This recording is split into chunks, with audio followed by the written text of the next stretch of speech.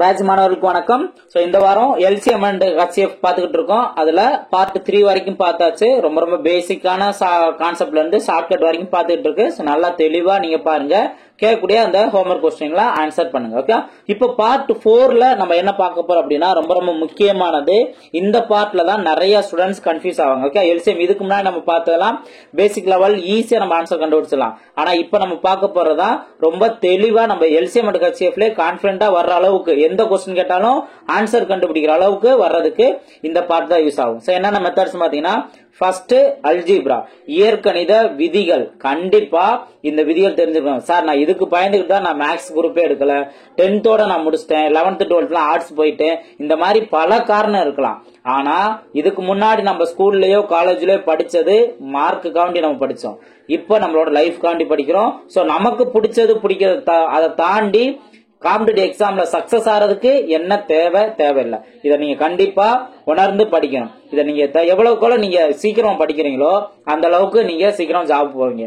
Late ஆக கண்டிப்பா நமக்கு பாதிப்பு இருக்கும். ஓகேவா, ரைட். இப்போ அல்ஜிப்ரா மெத்தட் நம்ம பார்ப்போம். அதுக்கு அடுத்து ஃபேக்டர்ஸ், காரணிப்படுத்துதல் அப்படின்னு இருக்கும். ரொம்ப ஈஸியானதான். ரெண்டு கேட்டகரி தான். அதை தெரிஞ்சுட்டீங்க அப்படின்னா உங்களால எந்த क्वेश्चन கேட்டாலும் அழகா காரணிப்படுத்துறது மூலமா ஆன்சர் கண்டுபிடிக்க முடியும். அதே போல இப்ப ரீசெண்டா என்ன மாதிரி கேக்குறாங்க, கே அப்படிங்கிற கான்செப்ட் வச்சு LCM HCF இந்த மாதிரி கேக்குறாங்க. அந்த கேவோட மதிப்பு என்ன, இந்த மாதிரி கேக்குறாங்க. அதே போல ரீசனிங் கான்செப்ட்ல கொடுத்து LCM and HCF இந்த பார்ட் கேக்குறாங்க. சோ அதை நீங்க கிளியரா தெரிஞ்சுக்க முடியும். அடுத்து வாழ்வியல் கணிதம், லைஃப் மேத்ஸ். இந்த ஒரு லைஃப்ல நடக்கிற விஷயங்கள்ல இருந்து அது HCF வேல்யூ என்ன, LCM வேல்யூ என்ன, இந்த மாதிரி கேட்பாங்க. சோ இந்த 4 மெத்தடுமே ரொம்ப முக்கியமானது. வீடியோ லென்த்தா போகலாம். சோ நல்லா தெளிவா நீங்க இத கவனிங்க. ஓகேவா, ஃபர்ஸ்ட் இந்த இயற்கணித விதிகள், இத கண்டிப்பா நீங்க தெரிஞ்சிருக்கணும். தெளிவா நோட் பண்ணி வைங்க, எழுதி அதை நீங்க ரெகுலரா படிக்கிற இடத்துல பேஸ்ட் பண்ணி வைங்க, அடிக்கடி ரிவைஸ் பண்ணுங்க. ஓகே, இப்போ மொத்தம் இந்த மாதிரி ஃபார்முலாஸ் எல்லாம் இருக்கு. இந்த ஃபார்முலாஸ்ங்கிறது 2 இடத்துல யூஸ் ஆகும். ஒன்னு இந்த மாதிரி LCM and HCF இந்த டாபிக்லயும், ரெண்டாவது சிம்பிளிபிகேஷன் இந்த டாபிக்லயும் கண்டிப்பா இது யூஸ் ஆகும்.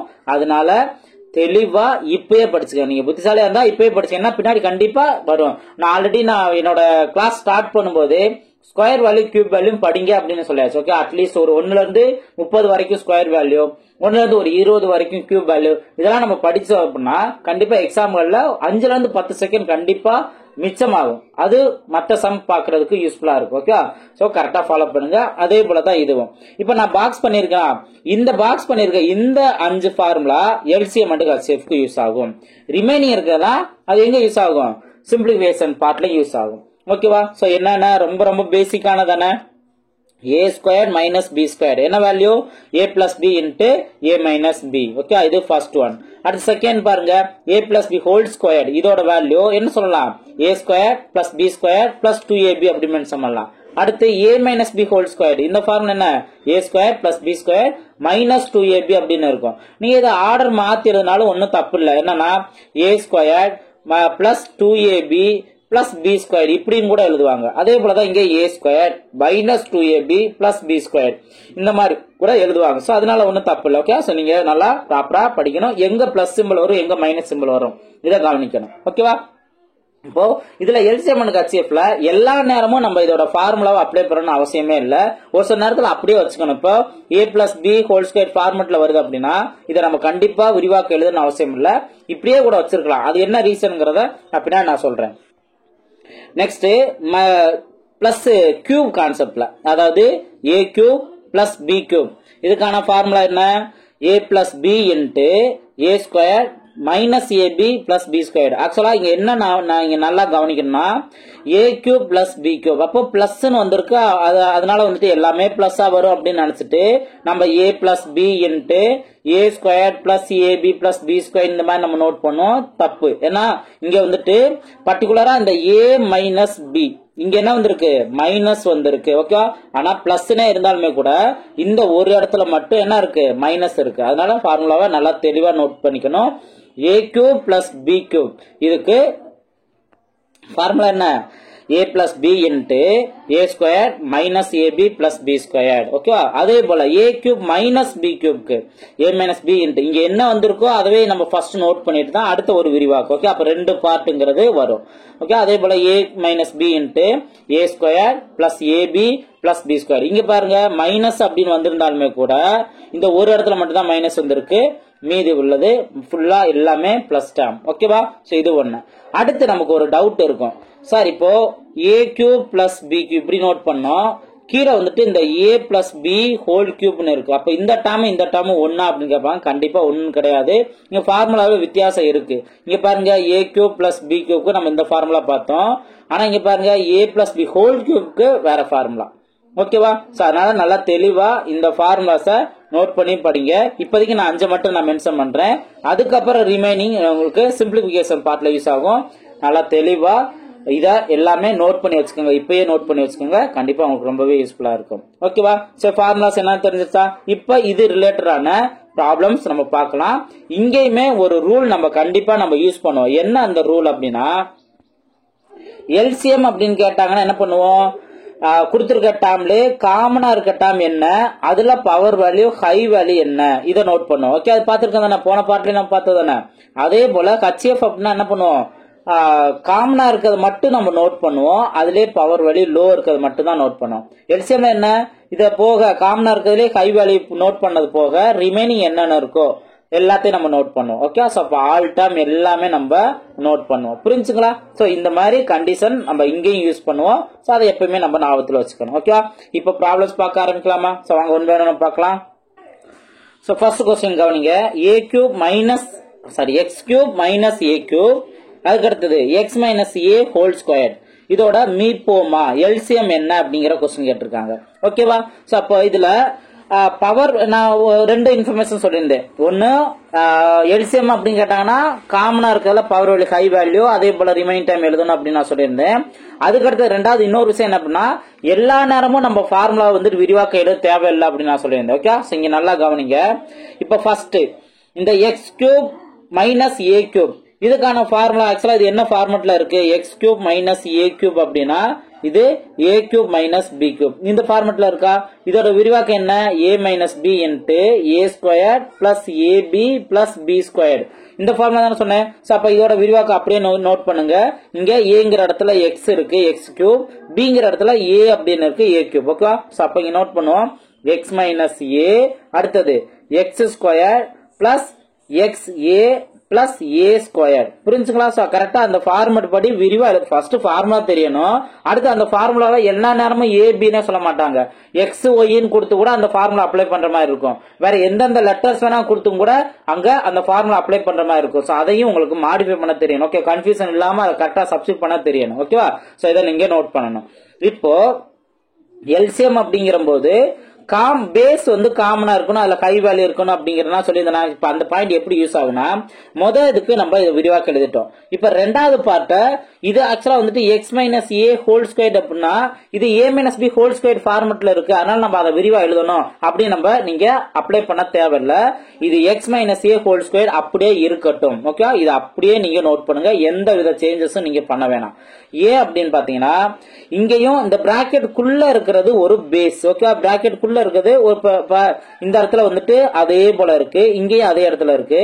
இப்போ 5ன்னு போட்டிருந்தாலும் 5 ஸ்கொயர் அப்படின்னு போட்டிருந்தாலும் நம்ம பேஸ் சமமா இருக்குன்னு நம்ம பாப்போமா. சோ இதுவே பிராக்கெட் குள்ள என்ன டேர்ம் இருந்தாலும் அதை பேஸ்னே நம்ம எடுத்துக்கலாம். அப்ப எக்ஸ் மைனஸ் ஏங்கிறது ஒரு பேஸ் இருக்கு, அதே போல இங்கேயும் வந்துட்டு அந்த அடிமானம் இருக்கு. ஓகே, அப்ப இங்க அடிமானங்கிற சமமா இருக்கா, அடிமானம் சமமா இருந்தது அப்படின்னா நம்ம என்ன எடுத்துக்குவோம், எல்சிஎம் எடுக்கிறதுக்கு அந்த அடிமானத்தை அப்படியே நோட் பண்ணுவோம். காமனா இருக்க டேர்ம பேஸ் அப்படியே நோட் பண்ணிட்டு பவர் வேல்யூ எது ஹையா இருக்கோ அதைத்தான் நம்ம நோட் பண்ணுவோம். இப்ப இங்க என்ன ஸ்கொயர்ட் வேல்யூ இருக்கு, இந்த இடத்துல எதுவுமே இல்லைன்னா என்ன இருக்குன்னு அர்த்தம் 1. அப்ப இதுல 1 2 இதுல எது பவர் வேல்யூ ஹையா இருக்கு, 2 தானே. அப்போ எக்ஸ் மைனஸ் ஏ ஹோல் ஸ்கொயர்ங்கிறதா இதற்கான எல்சிஎம்.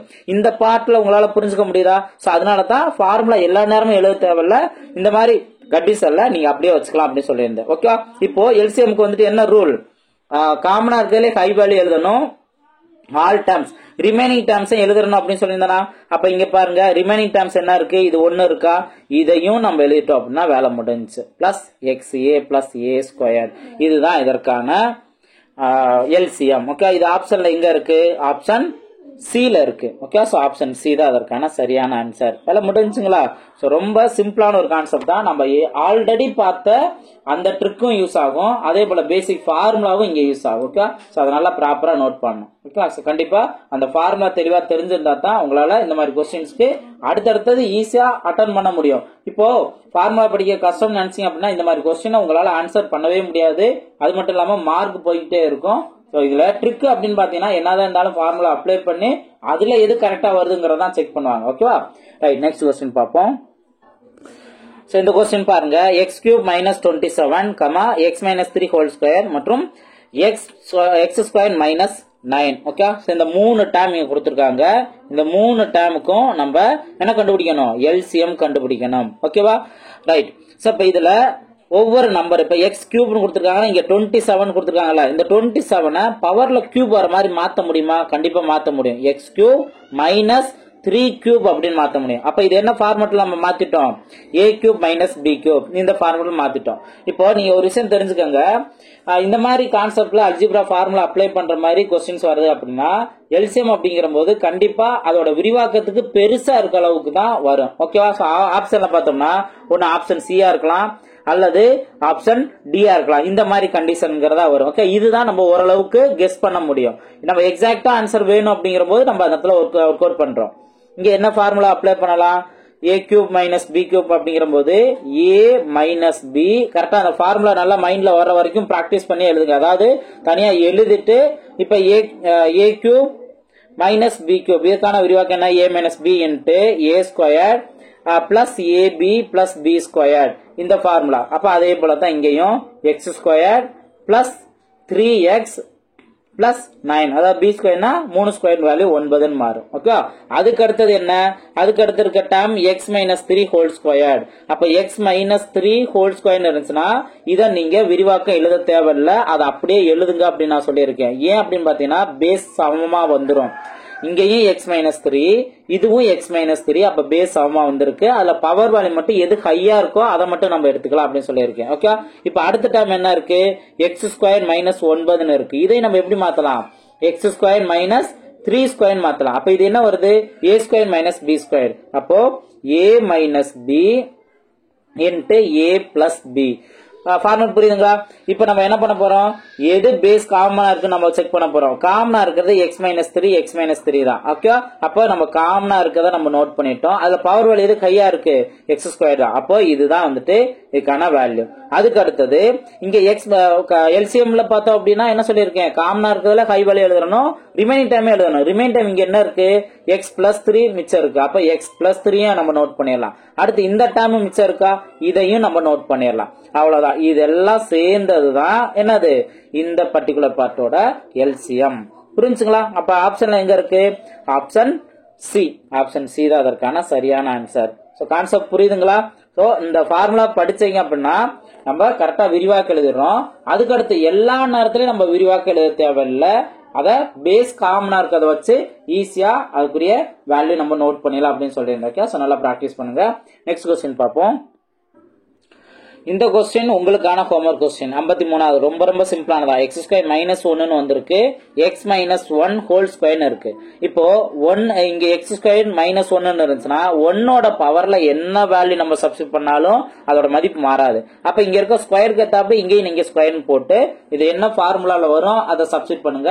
சிம்பிளை பண்ணிட்டு எல்சிஎம் என்ன வரும் அப்படிங்கறத கீழே கமெண்ட் செக்ஷன்ல பதிவு பண்ணுங்க. இது உங்களுக்கான ஹோம்வொர்க் क्वेश्चन 1. ஓகே, சோ உங்களுக்கு கம்ஃபர்டபுளா இருக்கு அப்படின்னா இங்க வீடியோஸ்லாம் நீங்க லைக் பண்ணுங்க. அதே போல நீங்க என்ன லேர்ன் பண்றீங்களோ நீங்க ஷேர் பண்ணுங்க.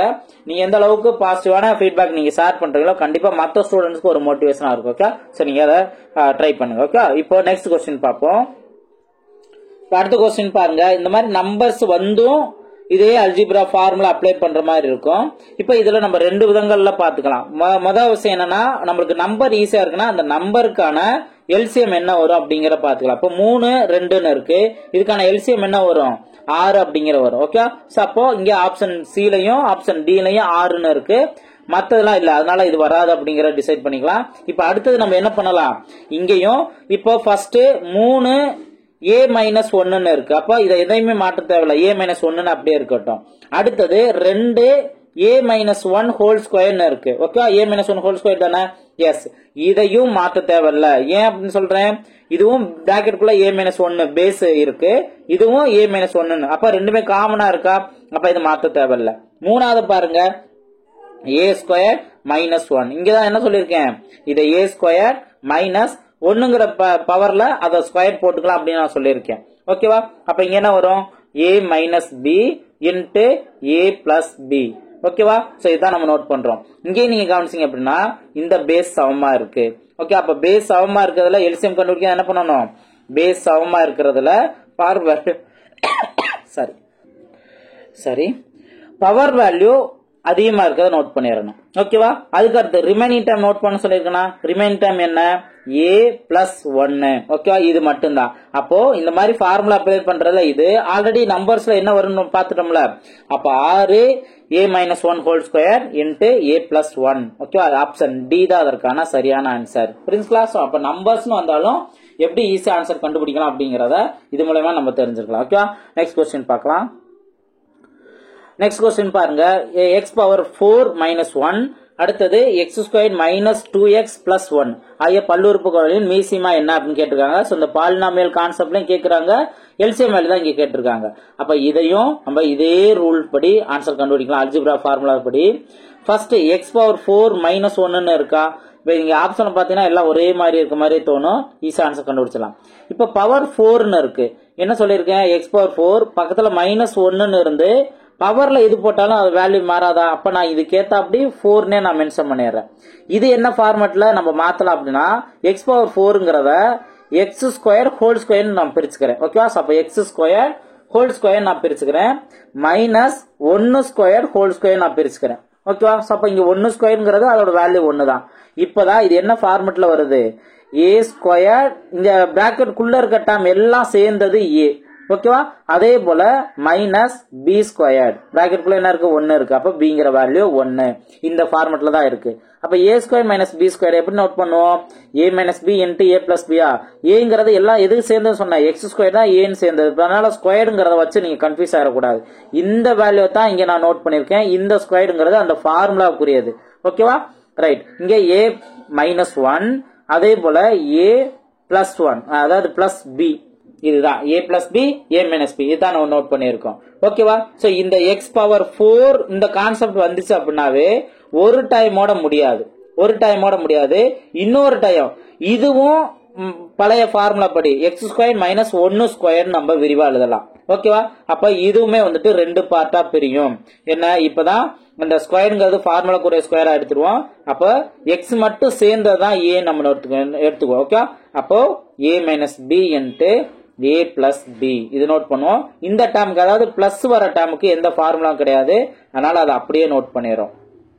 x ஸ்கொயர் பிளஸ் 1 அப்படிங்கறத அப்படியே நோட் பண்ணிடுறோம். புரிஞ்சுங்களா? இதுதான் x பவர் 4 மைனஸ் 1 மட்டும் நம்ம விரிவா எழுதுனதுக்கான வேல்யூ.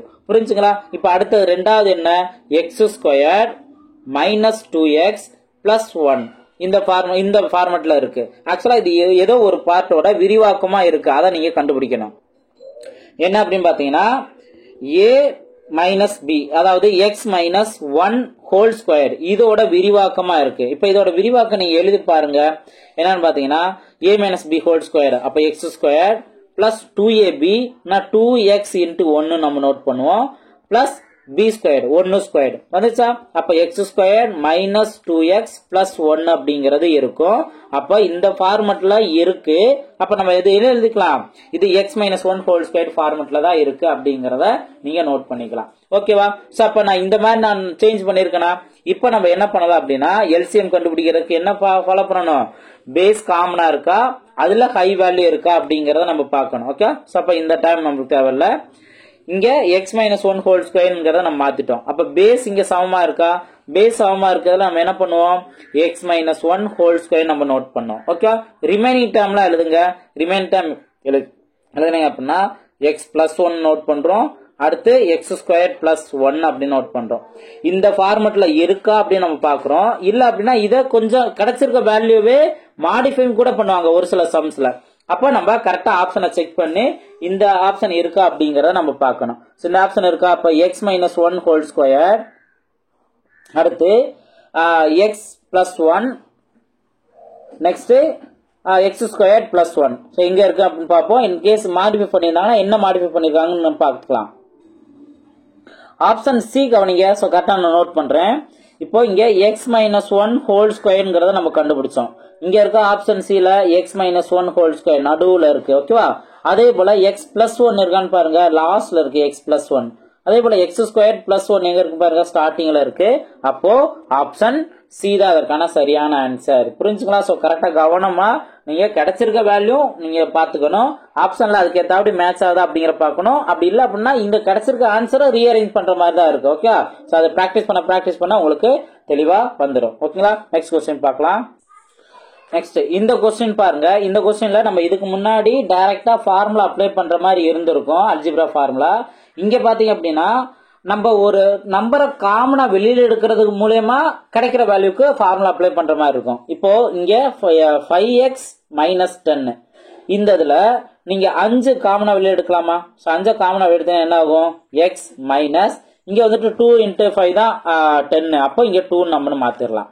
அதே போல இங்க நீங்க பாத்தீங்க அப்படின்னா 5x ஸ்கொயர் மைனஸ் 20 அப்படின்னு இருக்கு.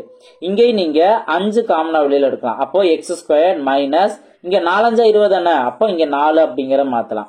இப்ப இந்த டேர்ம் மட்டும் எப்படி மாடிஃபை பண்ணலாம்? அதாவது பிராக்கெட் உள்ள இருக்க டேர்ம் மட்டும். இப்ப பிராக்கெட் வெளியில 5 அப்படியே தான் இருக்கும். இங்க x ஸ்கொயர் மைனஸ் 2 ஸ்கொயர் அப்படிங்கறத நீங்க மாத்தலாம். புரிஞ்சுங்களா? அப்போ இது ஒரு ஃபார்முலா அப்ளை பண்ற மாதிரி வந்துருச்சு, a square minus b square. அப்ப இதோட விரிவாக்கம் என்ன நீங்க நோட் பண்ணுவீங்க? 5 into x minus a minus b into a plus b. Note பண்ணிட்டோமா? இப்ப இங்க கிடைச்சிருக்க இந்த வேல்யூலையும் நம்ம இந்த வேல்யூலையும் எது காமனா இருக்கு, அதுக்கு அடுத்தது பவர் வேல்யூ எது ஈக்குவலா இருக்குன்னு நம்ம நோட் பண்ணிக்கலாம். இப்ப 5 இன்ட்டு x மைனஸ் 2 காமனா இருக்கு. அதே போல ரிமைனிங் டேர்ம் x பிளஸ் 2 இங்க இருக்கு. ஓகே, இதுதான் இதுக்கான எல்சிஎம். கண்டுபிடிச்சோமா? ரொம்ப சிம்பிளான ஒரு கான்செப்ட் தான். ஓகேங்களா? சோ ஆப்ஷன் ஏ தான் அதற்கான சரியான ஆன்சர். புரிஞ்சுங்களா? அந்த எந்த டேர்ம் காமனா வெளியே இருக்க முடியும் உங்களுக்கு ஒரு ஃபார்முலா மெத்தட்ல வரும் அப்படிங்கறதையும் புரிஞ்சுக்கிட்டு நம்ம சிம்பிளை பண்ணணும். ஓகேங்களா? நெக்ஸ்ட் கொஸ்டின் பார்ப்போம். இந்த கொஸ்டின் கவனிங்க. சோ இந்த கொஸ்டின் நீங்க கவனிச்சீங்கன்னா நம்ம மெத்தட்ஸ்ல காரணிப்படுத்துதல் ஃபேக்டர்ஸ் நம்ம கண்டுபிடிச்சு எல்சிஎம் ஆர் ஹெச்சிஎஃப் கண்டுபிடிக்கணும்னு சொன்னீங்கன்னா அந்த பார்ட் உங்களுக்கு கிளியரா புரிஞ்சிடும். இங்க பாருங்க, X square plus 5x minus 6 இது ஃபர்ஸ்ட் அவங்க கொடுத்துருக்காங்க. எக்ஸ் ஸ்கொயர் 5x மைனஸ் 6 இது ஃபர்ஸ்ட் டேர்ம். இப்ப இது எப்படி நம்ம காரணிப்படுத்தலாம் அப்படின்னா, சார் இது ஏதாவது ஃபார்முலா மெத்தட்ல இருக்கா அப்படின்னு கேட்டீங்கன்னா ஃபார்முலா மெத்தட்ல இல்ல. ஓகேவா? அதனால இந்த பல்லுறுப்புக்கோவையை நம்ம என்ன பண்றோம்? காரணிப்படுத்த இதோட ஃபேக்டர்ஸ் என்னென்ன வரும் அப்படிங்கறத நம்ம தெரிஞ்சுக்கிறோம். நல்லா கவனிங்க. இதுக்கு என்ன கண்டிஷன் இருக்கணும் அப்படின்னா, ஃபர்ஸ்ட் இந்த எக்ஸ் ஸ்கொயர்டு இருக்கா, இந்த எக்ஸ் ஸ்கொயருக்கு பக்கத்துல எதுவுமே இல்லைன்னு இருக்கா, எம்டியா இருக்குன்னா இந்த இடத்துல 1 இருக்குன்னு அர்த்தம். ஓகே, அப்ப என்ன இருக்கணும்? எம்டியா இருக்கணும். ஓகேவா? எக்ஸ் ஸ்கொயர் தான் ஸ்டார்ட் ஆகணும். இந்த கண்டிஷன் இருந்தா நம்ம டைரக்டா காரணிப்படுத்தலாம். காரணிப்படுத்தும் போது நீங்க என்னென்ன நம்பர்ஸ் கவனிக்கணும், லாஸ்ட்ல கொடுத்துருப்பாங்களா அத நீங்க சிம்பிளோட எடுத்துக்கணும். -6 அப்படின்னு எடுத்துக்கணும். ஓகேங்களா? டிவைட்ல இப்போ இங்கேயும் அடுத்து அந்த எக்ஸுக்கு பக்கத்துல ஒரு நம்பர் இருக்கா, +5 அப்படிங்கிறது. ஓகேங்களா? +5. இப்ப நம்ம என்ன பண்ண போறோம் அப்படின்னா, எந்த 2 நம்பரை பெருக்குனா -6 வரும், அந்த 2 நம்பரை கூட்டுனா +5 வரும் அப்படின்னு பார்க்கணும். இப்போ 2 நம்பர் பெருக்குனா 6 வரணும். நம்ம 2 × 3 6ன்னு வரும். அதே போல 1 × 6 இதுவும் வரும் தானே. அப்ப பாத்தீங்க அப்படின்னா உங்களுக்கு வந்துட்டு இங்க 5 வரணும் அப்படின்னா 1 × 6ன்னு போடும்போதுதான் ஒரு பார்ட், அதாவது வந்துட்டு இங்க பிளஸ்னா பெரிய நம்பர் பிளஸ்ல இருக்கணும், சின்ன நம்பர் மைனஸ்ல இருந்தா மட்டும்தான். இப்ப 6ல இருந்து 1 கழிச்சீங்கன்னா 5ன்னு கிடைச்சதா, அதாவது +5 கிடைச்சிருந்தா, அப்ப இந்த பேர் தான் கரெக்டானது அப்படிங்கறத நீங்க தெரிஞ்சுக்கலாம். புரிஞ்சுங்களா? சோ காரணிப்படுத்துறதுல மொத விஷயம் நம்ம என்ன தெரிஞ்சுக்கிட்டோம், என்ன கண்டிஷன்ல நம்ம காரணிப்படுத்துவோம் அப்படிங்கறத தெரிஞ்சுக்கிட்டோம். அடுத்து எந்த நம்பரை மல்டிபிள் கண்டிஷன் கொண்டு வரணும், எந்த நம்பரை ஆட் பண்ண வேண்டிய கண்டிஷன் கொண்டு வரணும், அதை நம்ம தெரிஞ்சுக்கிட்டோம். ஓகே, அதுக்கு அடுத்ததான் நம்ம என்ன பண்றோம், கரெக்டான சிம்பிள் நம்ம சூஸ் பண்றோம். ஓகேவா? இப்போ இதுல இருந்து ஃபேக்டர்ஸ் நம்ம யூஸ் பண்ணணும். இதோட முடியாது, -1 +6 இதோட முடியாது. இப்ப இங்க x தானே யூஸ் பண்ணிருக்காங்க, அதே போலதான் நம்ம இங்கேயும் பார்த்தோம் அப்படின்னா x -1 இருக்கா, அப்போ இங்க நம்மளுக்கு எக்ஸ் மைனஸ் ஒன் அப்படின்னு நம்ம நோட் பண்ணிடுறோம். அதே போல பிளஸ் சிக்ஸ்ன்னு இருக்கா, அப்போ எக்ஸ் பிளஸ் சிக்ஸ் அப்படின்னு நம்ம நோட் பண்ணிடுறோம். புரிஞ்சுங்களா? அப்ப இந்த பர்டிகுலர் வேல்யூக்கு காரணிகள் இந்த ரெண்டு காரணிகள், X minus one, X plus six. ஓகேவா? சோ இதுதான் இதற்கான ஃபேக்டர்ஸ். இப்ப நம்ம இதே போலதான் அடுத்ததே நம்ம செக் பண்ணுவோம். ரெண்டாவது நம்பர் என்ன கொடுத்துருக்காங்க, X square plus 4x plus 12. ஓகேங்களா? இந்த நம்பர் கொடுத்துருக்காங்களா? இந்த நம்பருக்கும் நம்ம என்ன கவனிக்கணும், இங்க எக்ஸ் ஸ்கொயர் தான் ஸ்டார்ட் ஆகுது, அப்போ ஒன்றும் பிரச்சனை இல்லை. அப்போ முதல் நம்பர் என்ன 12 நம்ம மல்டிபிள் பண்றது மூலமா எந்த நம்பர் 12 கிடைக்கும் பார்க்கணும். அதே போல பிளஸ் 4. ஓகே, ரெண்டுமே பிளஸ் தானே, பிளஸ் 4. இப்போ இந்த ரெண்டு நம்பர்ல என்ன நம்மளுக்கு வேல்யூ கிடைக்கும், நான் பிளஸ் 12 நோட் பண்ணியிருக்கேன். கொஸ்டின் பாருங்க மைனஸ் 12 இருக்கும். ஓகேவா? அப்போ கரெக்டா இங்க மைனஸ் 12 நோட் பண்ணிடணும். அப்ப இங்க வரக்கூடிய வேல்யூ மைனஸ். ஓகேவா? இப்ப எந்த ரெண்டு நம்பர் மல்டிபிள் பண்ணா மைனஸ் 12 கிடைக்கும், அந்த ரெண்டு நம்பர் ஆட் பண்ணா பிளஸ் 4 கிடைக்கும். புரிஞ்சா? இப்போ என்ன பண்ணலாம், முன்னாங்க 12, இதுவும் 12 தான். அடுத்தது என்ன, 6 12. இப்ப எந்த நம்பர் சூஸ் பண்ணலாம், 6 12 சூஸ் பண்ணுங்க. இப்ப 6 2 இதை மல்டிபிள் பண்ணா 12 கிடைக்கும். அடுத்து பிளஸ் 4 கிடைக்கணுமா, அப்ப பெரிய நம்பரை பிளஸ்ல வச்சுக்கோங்க, சின்ன நம்பரை மைனஸ்ல வச்சுக்கோங்க. அப்ப 6ல இருந்து 2 போனுச்சுன்னா பேலன்ஸ் 4 கிடைச்சது, பிளஸ் 4ல கிடைச்சது. அப்ப இது கரெக்டானது. ஓகே, இப்ப நான் எப்படி எழுதுறேன்னு சொல்லியிருக்கேன், இங்க எக்ஸ் தானே யூஸ் பண்ணிருக்காங்க. அப்ப எக்ஸ் பிளஸ் 6, அடுத்தது எக்ஸ் மைனஸ் 2. இதுதான் இதற்கான காரணிகள். காரணிங்கிறது உங்களுக்கு புரிஞ்சிருச்சா? ஓகேவா? அடுத்தது மூணாவது என்ன, X square plus 8x plus 12, X square plus 8x plus 12. இப்ப என்ன பண்ணணும், நீ ஃபாஸ்டா புரிஞ்சுக்க நினைக்கிறேன். எந்த ரெண்டு நம்பரை மல்டிபிள் பண்ணா சரி மல்டிபிள் பண்ணா 12 கிடைக்கும், அந்த ரெண்டு நம்பரை ஆட் பண்ணா 8 கிடைக்கும். இப்ப நீங்க 6 12 இதவே எடுத்துக்கோங்க, ரெண்டுமே பிளஸ் சிம்பிள், இதுவும் பிளஸ் தான் இதுவும் பிளஸ் தான். அப்ப நம்ம வைக்கிற மென்ஷன் பண்ணக்கூடிய நம்பரும் பிளஸ்லயே நோட் பண்ணிக்கலாம். அப்ப இங்க காரணி என்ன வரும், எக்ஸ் பிளஸ் 6, அடுத்தது எக்ஸ் பிளஸ் 2 அப்படிங்கிறது வரும். ஓகேங்களா? சோ இதுதான் இந்த மூணாவது பார்ட்டுக்கான காரணிகள். இதுல இருந்தே உங்களுக்கு காரணிப்படுத்த என்ன அப்படிங்கறது தெரிஞ்சிடும். ஒரு நம்பர் இல்லாம 3 நம்பருக்குமே காரணிப்படுத்த இருக்கும். சோ நல்லா தெளிவா புரிஞ்சுக்கோங்க. இப்ப என்ன பண்ண போறோம், எப்பயும் போல எல்சிஎம் கண்டுபிடிக்கிறதுக்கு எது பேஸ் காமனா இருக்குன்னு பாக்குறோம். இங்க பாருங்க எக்ஸ் பிளஸ் 6 காமனா இருக்கா, இங்கேயும் எக்ஸ் பிளஸ் இருக்கா, இங்கேயும் எக்ஸ் பிளஸ் இருக்கா. அப்போ எக்ஸ் பிளஸ் 6 காமனா நம்ம நோட் பண்ணிக்கலாம். இது எல்சிஎம் கேட்டகரியில வரும்.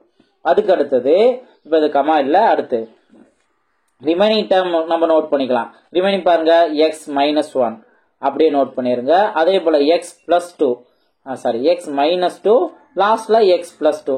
இது எல்லாமே அப்படியே தான் இருக்கும். இதெல்லாம் டேர்ம் இருக்கா அப்படின்னு பாருங்க. சோ இதுல நீங்க கவனிச்சீங்கன்னா இன்னும் ஒரு பார்ட் என்ன, இதை மாடிஃபை பண்ணிருக்காங்க. இப்ப நம்மளுக்கு கிடைச்ச வேல்யூ இந்த 4 டேர்ம், இதை என்ன மாடிஃபை பண்ணிருக்காங்க அப்படின்னு கவனிச்சீங்கன்னா x minus 2 x plus 2, இது a minus b a plus b இந்த ஃபார்மட்ல இருக்கா. அப்ப இந்த ரெண்டு டேர்முக்கு பதிலா மட்டும் என்ன எழுதலாம், x square minus 2 square. 2 square value என்ன, 4 வருமா. இதுதான் அந்த மூணாவது டேர்ம். அப்போ இது ஓகே தான், இதுவும் ஓகே தான். இந்த ரெண்டு டேர்முக்கு போல என்ன நோட் பண்ணலாம், x ஸ்கொயர் மைனஸ் 4. நான் ஆல்ரெடி சொன்னா கிடைச்சிருக்க வேல்யூல கூட ஆப்ஷன்ல கொஞ்சம் மாடிஃபை பண்ணிருப்பாங்க அப்படி சொல்லியிருப்பேன். சோ அதுதான் இது. ஓகே, சோ இந்த ஒரு क्वेश्चन உங்களால கிளியரா புரிஞ்சுக்க முடியும். ஓகேவா? சோ இந்த டேர்ம் எங்க இருக்கு, x பிளஸ் 6 x மைனஸ் 1, அடுத்தது x ஸ்கொயர் மைனஸ் 4. ஓகேவா? எங்க இருக்கு, ஆப்ஷன் பி ல இருக்கு. ஆப்ஷன் பி தான் அதற்கான சரியான ஆன்சர். புரிஞ்சுங்களா? சோ பெரிய டேர்ம் இருக்கும், அதை நீங்க எந்த அளவுக்கு ஃபாஸ்டா பிராக்டிஸ் பண்றீங்களோ அந்த அளவுக்கு உங்களுக்கு ஈஸியா மாறும், டைம் சேவ் ஆகும். ஓகேங்களா? நெக்ஸ்ட் क्वेश्चन பார்ப்போம்.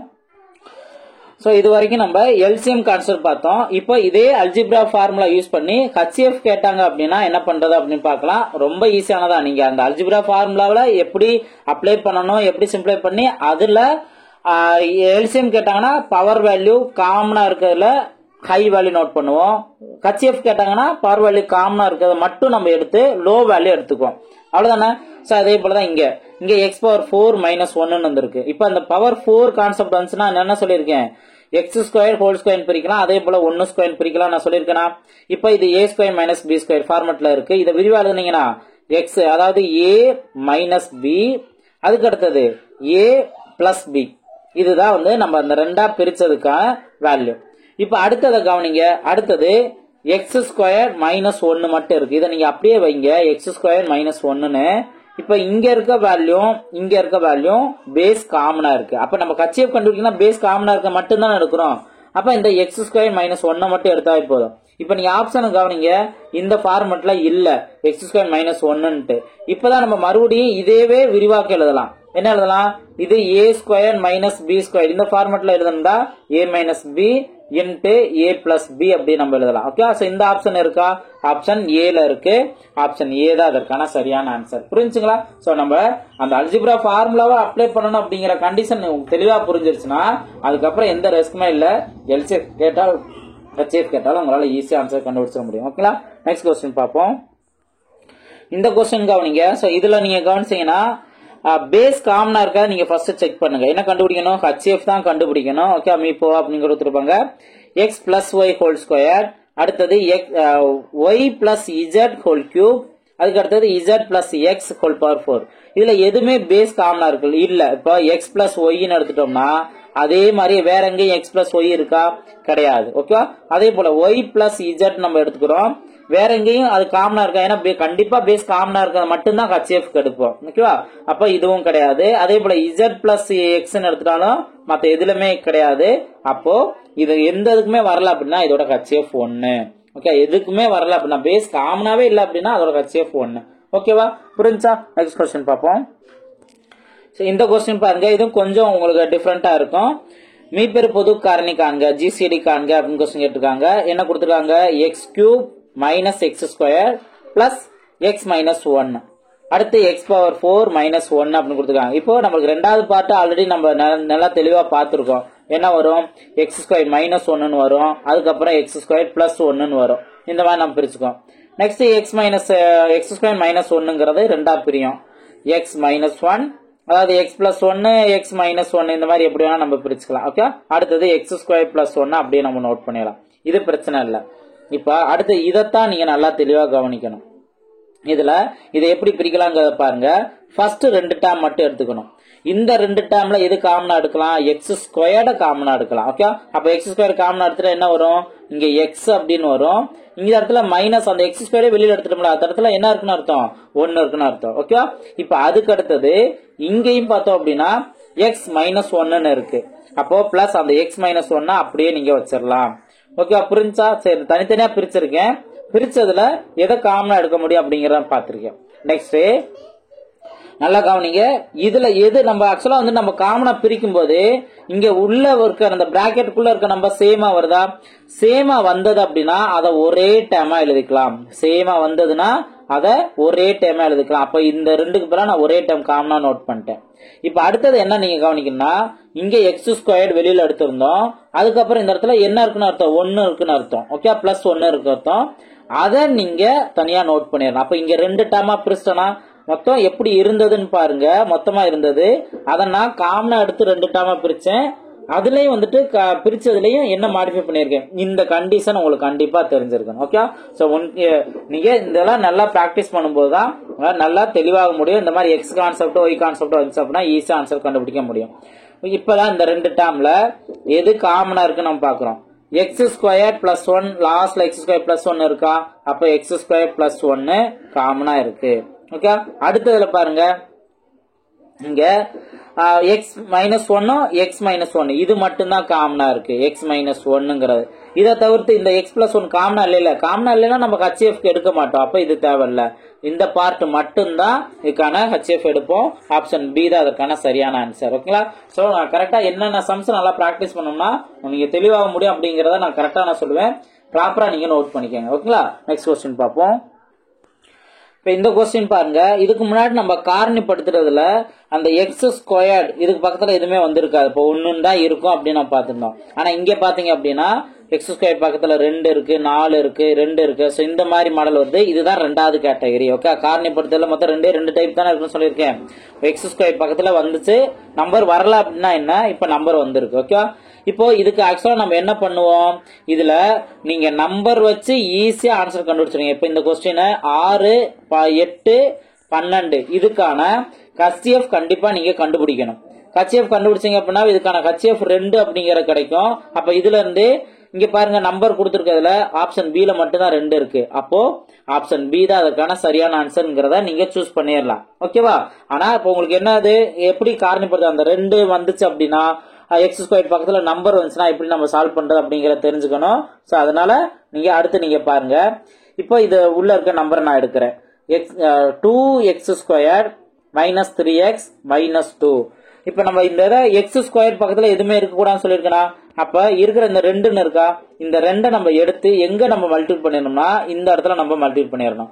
அப்ப -2 × 2 -4 அப்படின்னு வரும். இப்ப பாருங்க, இப்ப எக்ஸ் ஸ்கொயர் இப்ப இந்த -4 வந்திருக்கா. அப்போ எந்த 2 நம்பரை மல்டிபிள் பண்ணா -4 வரும், அந்த 2 நம்பர் ஆட் பண்ணா என்ன வரணும், -3 வரணும். ஓகேவா? அப்ப இது எந்த நம்பர் சூஸ் பண்ணலாம், 1 4 4. ஓகேவா? இதுல எது நம்பர் வந்து மைனஸ்ல இருக்கணும், பெரிய நம்பர் மைனஸ்ல இருந்தா தான் பெரிய நம்பர் -4 இருந்து 1 போனுச்சா பேலன்ஸ் -3 வரும். கண்டிஷன் கரெக்டா வந்துருச்சா? இப்போ இதோட முடிஞ்சிடாது. ஏன்னா நம்மளுக்கு அந்த டைரக்டா எக்ஸ் ஸ்கொயர் மட்டும் இருந்துச்சுன்னா இதுலயே x+1 நம்ம நோட் பண்ணிடுவோம், x-4 நோட் பண்ணிடுவோம். ஞாபகம் இருக்குங்களா? இப்போ ஆக்சுவலா நம்ம ஒரு ஸ்டெப் பண்ணிருக்கோம். என்ன பண்ணிருக்கோம், 2 இங்க மல்டிபிள் பண்ணிருக்கோம். அப்ப எந்த நம்பரால மல்டிபிள் பண்ணமோ அதே நம்பரால டிவைட் பண்ணணும். இப்ப இங்க 2ன்னு இருந்துச்சுன்னா 2, 4 இருந்துச்சுன்னா 4, 2 எக்ஸ் ஸ்கொயர்னா இந்த மாதிரி பண்ணிடணும். ஓகேவா?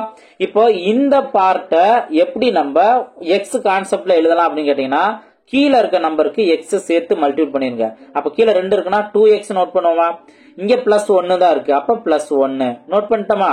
இப்ப அதுக்கு அடுத்தது இங்க நீங்க கவனிச்சீங்கன்னா 2 இருக்கு, இதை நீங்க அடிச்சு கொடுங்க. அடிச்சு கொடுத்தீங்கன்னா -2 மட்டும் தான் இருக்கும். இங்க நீங்க x-2 அப்படிங்கறத நீங்க நோட் பண்ணிக்கலாம். பழைய ஃபார்மட் படியே வருதா, புரிச்சா? அப்ப பின்ன வேல்யூல வந்துச்சு அப்படின்னா நீங்க இப்படி எழுதி பழகணும். ஓகேவா? சோ கண்டிப்பா இந்த 2 காரணப்படுத்துறதுக்கு இந்த 2 மெத்தடுங்கிறது உங்களுக்கு ரொம்ப ரொம்ப யூஸ்ஃபுல்லா இருக்கும். நல்லா பிராக்டிஸ் பண்ணுங்க. இப்போ இதுல இருந்து சார் எப்படி சார் நாங்க HCF தெரிஞ்சுக்கிறோம் அப்படின்னு பாத்தீங்கன்னா, இப்போ இங்க 2x+1 இருக்கா, அப்ப இதுல ஆப்ஷன் பி ல மட்டும்தான் அது இருக்கு. சோ ஆப்ஷன் பி தான் அதற்கான சரியான ஆன்சர். மத்ததெல்லாம் பார்த்தோம் அப்படின்னா எக்ஸ்ட்ரா இருக்கு, ஆனா நம்மளுக்கு தேவை என்ன வரணும், காமனா இருக்க டேம் மட்டும் வரணும்.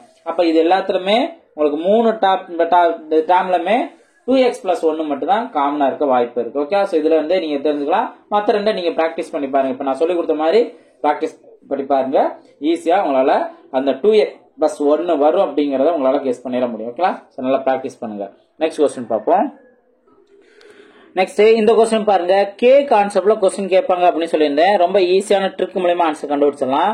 இங்க என்ன கொடுத்திருக்காங்க, x² - 2x - 24 மற்றும் x² - kx - 6 இதோட மீப்போவா x - 6 கொடுத்துட்டாங்க. இதுல இருந்து k ஓட மதிப்பு என்னன்னு கேட்டிருக்காங்க.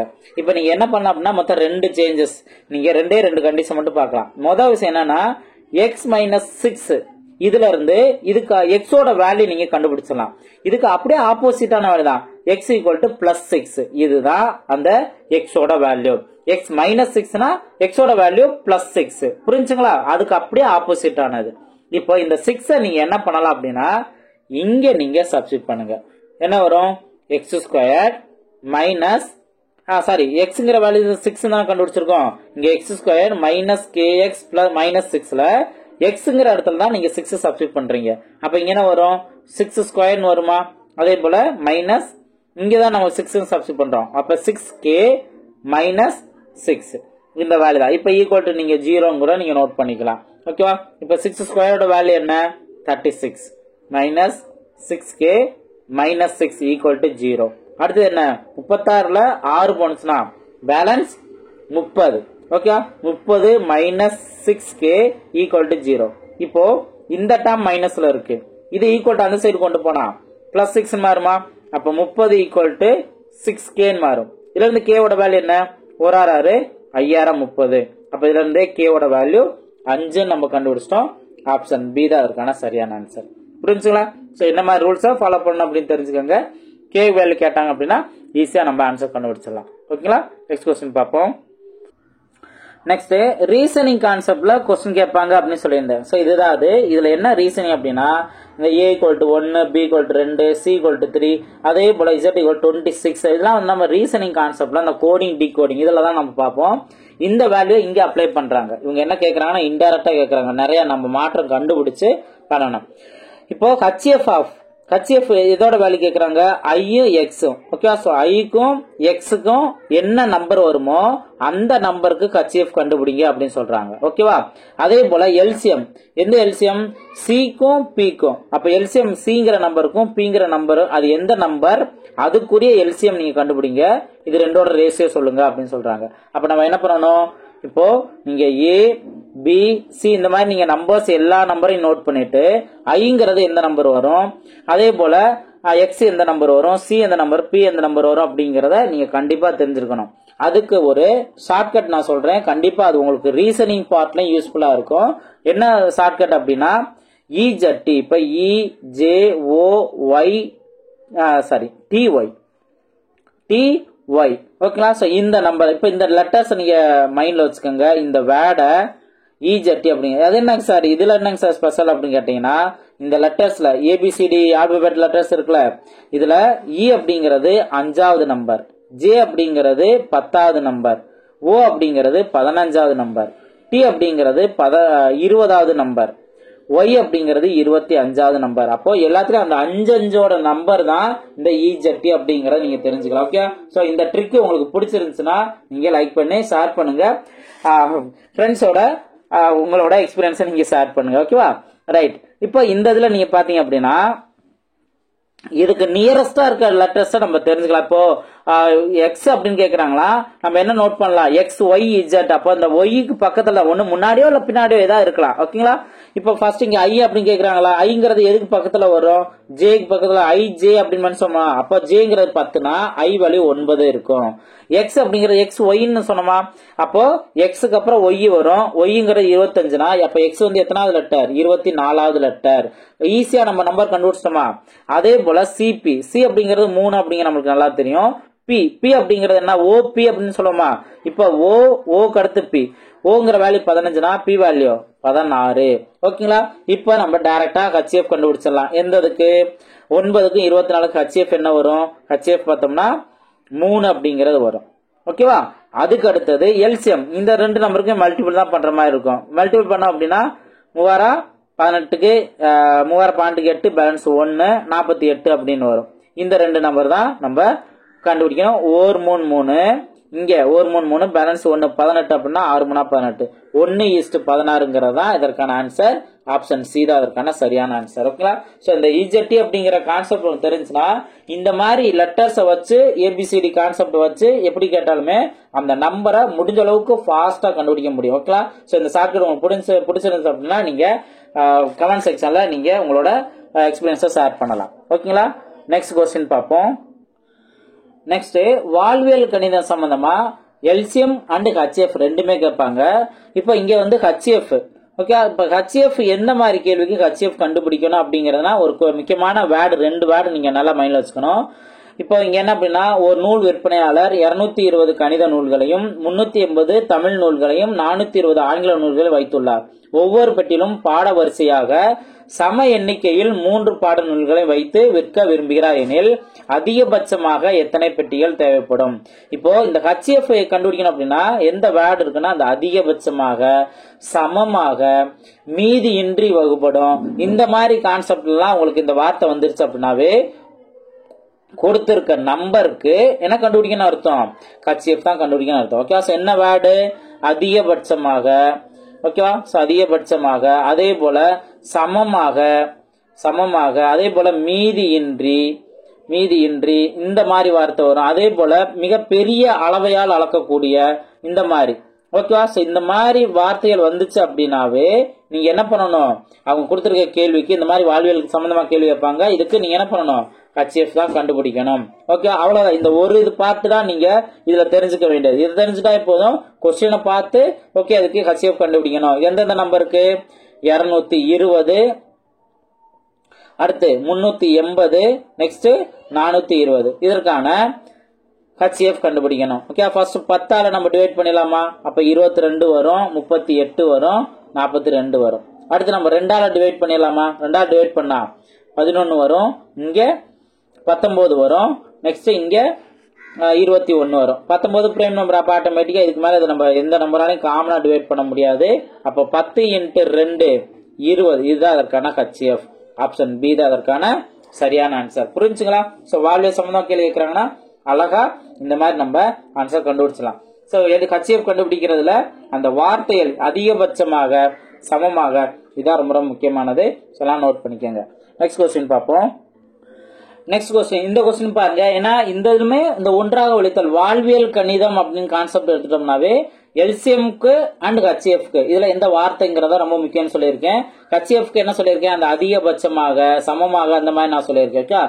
இங்க நீங்க என்ன கேள்வின்னு பாருங்க. வில்சன், மதன், குணா ஆகியோர் ஒரு வட்ட வடிவிலான ஓடுபாதையில் ஒரு சுற்றை முறையே 10, 15, 20 நிமிடங்களில் சுற்றி வருகின்றனர்.